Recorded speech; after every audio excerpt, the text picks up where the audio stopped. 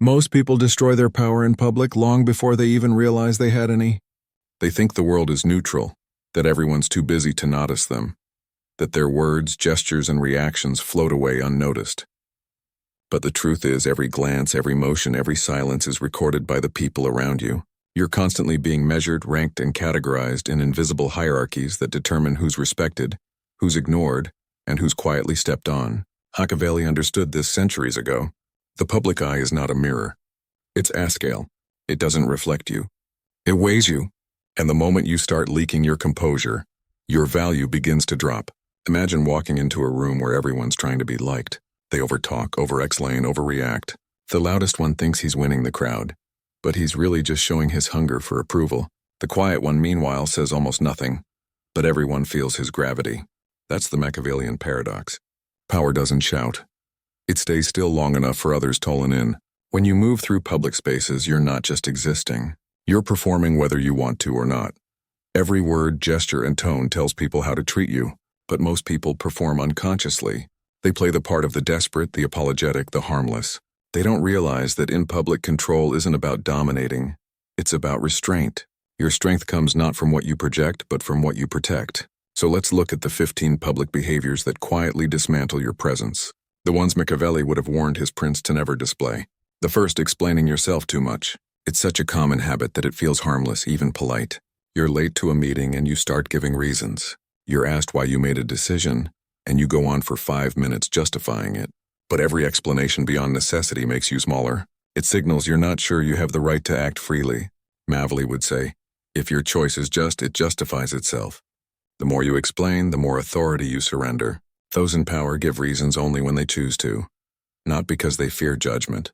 The more comfortable you become with silence after a decision, the more others start to interpret your restraint as confidence. They may not even agree with you, but they'll respect that you don't bend under their questioning. The second, public over-apologizing. Saying sorry once for an error is strength. Saying it twice is awareness. Saying it 3 times becomes submission. The moment your language begins to orbit around others' approval, you've lost control of the frame. Machiavelli believed that mercy should be given strategically, never habitually, and the same applies to apology. Constantly apologizing for existing, interrupting or taking space teaches others that your presence is negotiable. Instead, offer correction through calm acknowledgement, not emotional surrender. You can say that wasn't my intention or I see your point and still maintain power. The key is emotional steadiness. Your apology should sound like an act of leadership, not desperation. Third, laughing too loud or too often. This one cuts deep because humor is socially rewarded. But Machiavelli would say laughter is a currency of alliance. When you give it too freely, you signal that you're desperate to bond. The powerful laugh selectively. They let others work for their amusement.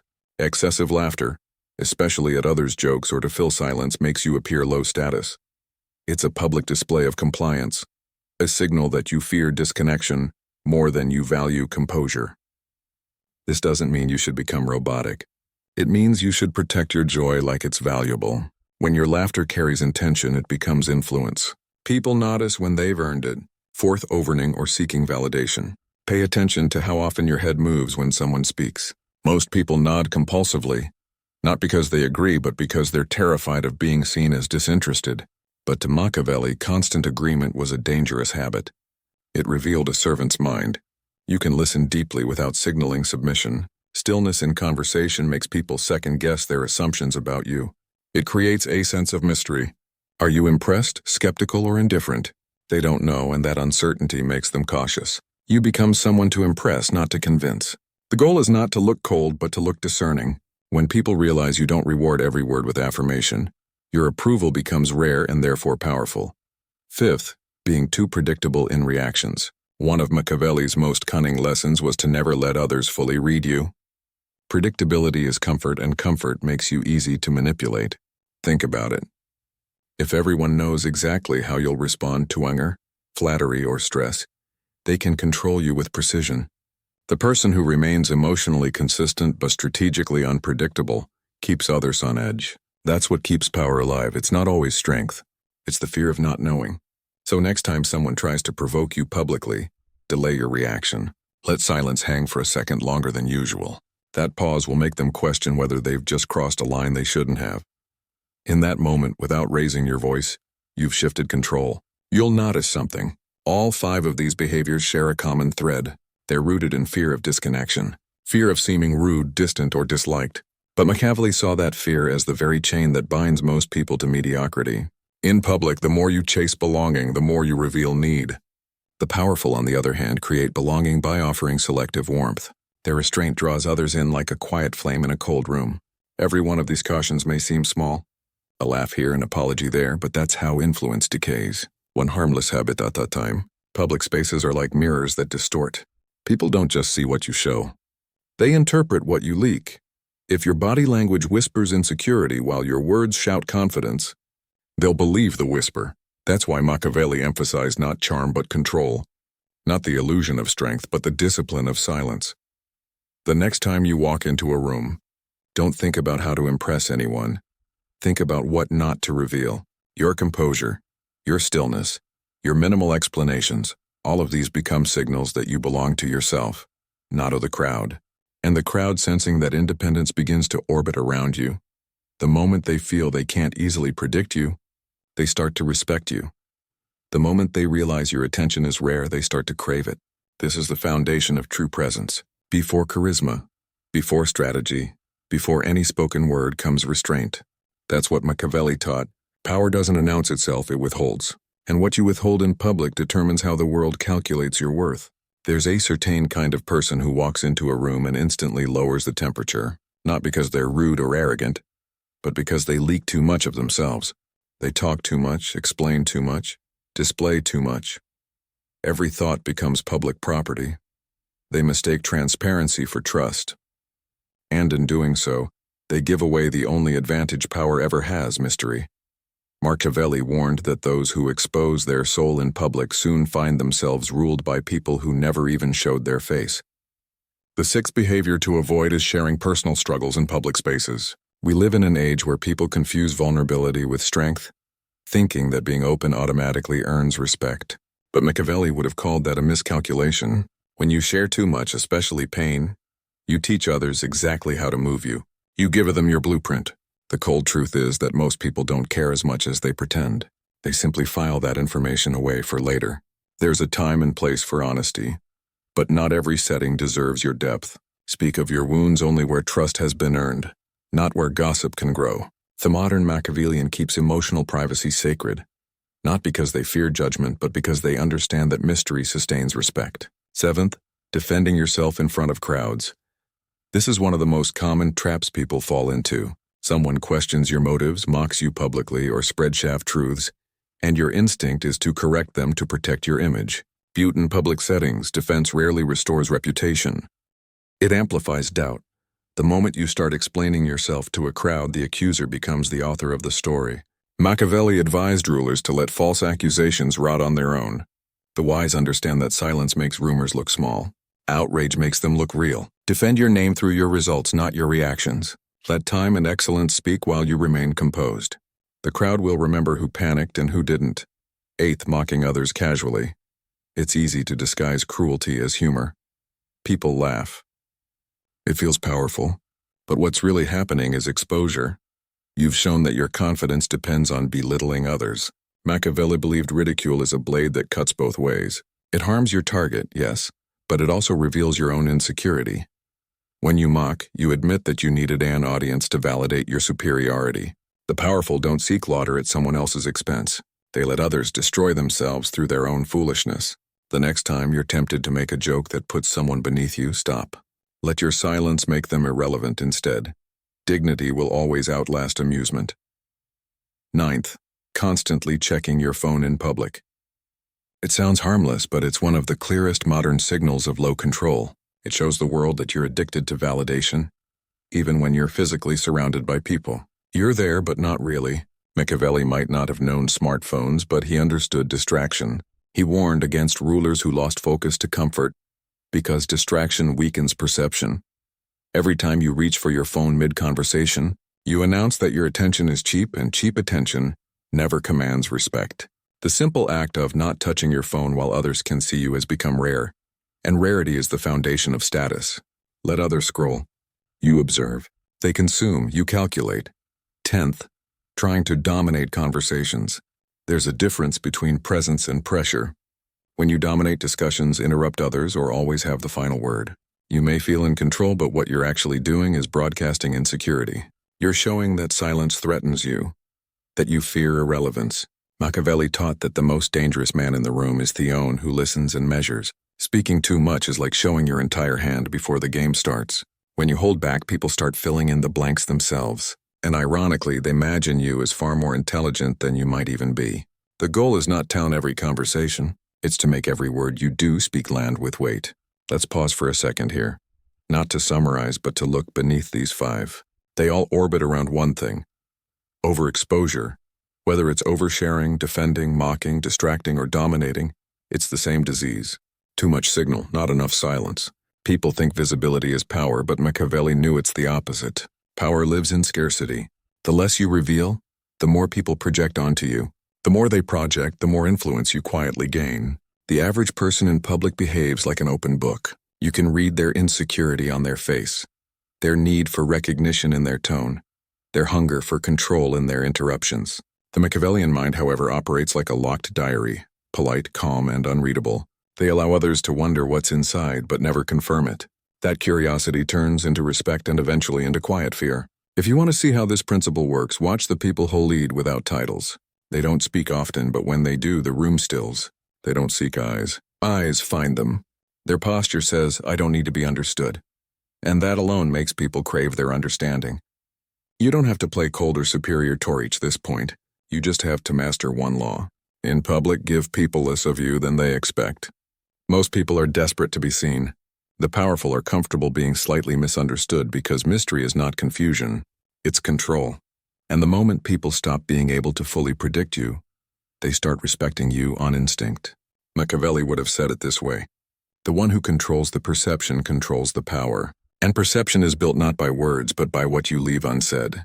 There's a pattern you'll start to notice once you train your eye for it. Those who fall from grace in public almost always did it to themselves. They weren't sabotaged by enemies or exposed by rivals. They were undone by small, careless leaks of ego. You can trace their downfall back to moments that looked harmless at the time. A brag, a burst of emotion, a misplaced moral speech. Machiavelli studied these collapses and understood something most people still don't. Ruin begins with visibility, and the next 5 public behaviors show exactly how it happens. The 11th, publicly seeking credit or recognition. This one feels almost natural because modern life rewards visibility. We're taught that if you don't show your success, it doesn't exist. But Machiavelli would laugh at that idea. When you publicly demand acknowledgement, whether through words, hints, or exaggerated self-praise, you reveal an insecurity that powerful people can smell from a distance. The truly confident don't chase applause. They let their silence make people talk. The moment you look like you need validation, you become someone who can be controlled through it. When you're overlooked, say nothing. When you are praised, say even less. Let curiosity do your PR for you. The world always overestimates those who seem too composed to brag. 12th, arguing to be right instead of respected. There's no quicker way to lose influence than towing a public argument the wrong way. People rarely remember who had the better logic. They remember who carried themselves with authority. Machiavelli taught that perception often matters more than truth. You can win a debate and still lose the audience if you look emotionally desperate to prove your point. The wise learn when to surrender. The appearance of victory for the preservation of dominance. Sometimes silence wounds more than rebuttal. Thaman who doesn't defend every accusation looks like he knows something others don't. That's the kind of authority you can't fake. 13th, showing emotional reactions instantly. Everyone believes they're composed until someone presses the right button. That's the real test of control. When anger, irritation, or embarrassment flashes across your face in public, you've revealed your trigger points, and anyone observant enough can now use them to move you like a puppet. Machiavelli warned that your enemies should never know what delights or disturbs you. Both are forms of leverage. Train yourself to delay reaction, not suppress emotion, but delay its exposure. A few seconds of pause before you respond will make others question whether you're calm or calculating. Both interpretations work in your favor. 14th, being loud about morality. This one destroys reputations faster than scandals. People who preach their moral purity in public believe they're earning admiration, but what they're really doing is setting a trap for themselves. The louder you declare your goodness, the more people begin watching for your hypocrisy. Machiavelli understood that humans are naturally flawed. Self-interested and contradictory, and pretending otherwise invites destruction. The wise don't announce their virtue. They act with quiet consistency and let others infer it. Every moral exhibitionist eventually drowns in their own spotlight. The powerful, on the other hand, protect their reputation by staying just mysterious enough that no one knows where to aim the stone. 15th, displaying envy or bitterness in public. This might be the most revealing one of all because envy exposes hierarchy. The moment you show bitterness towards someone else's success, you announce that you've placed them above you. Envy signals dependence. It says you have something I can't create. Machiavelli would advise to convert envy into study. Instead of reacting emotionally, dissect how they got it, what they did differently, and how you can outmaneuver them later. Public resentment makes you look powerless. Private analysis makes you dangerous. The goal is not to appear motionless, but to appear untouchable. Bitterness is cheap.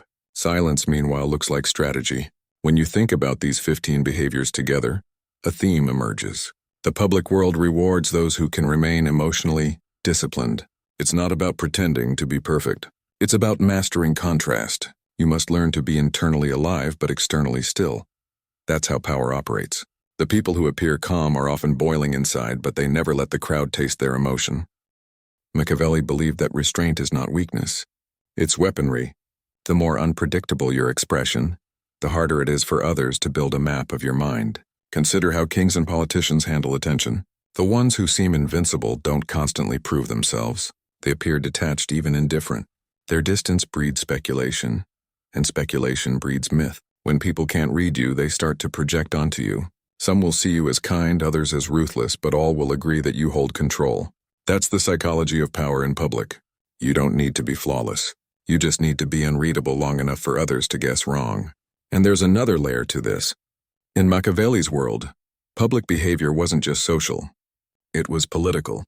Every interaction could be an opportunity or a trap. Smiling at the wrong person, defending the wrong friend, or speaking a little too freely could shift alliances overnight.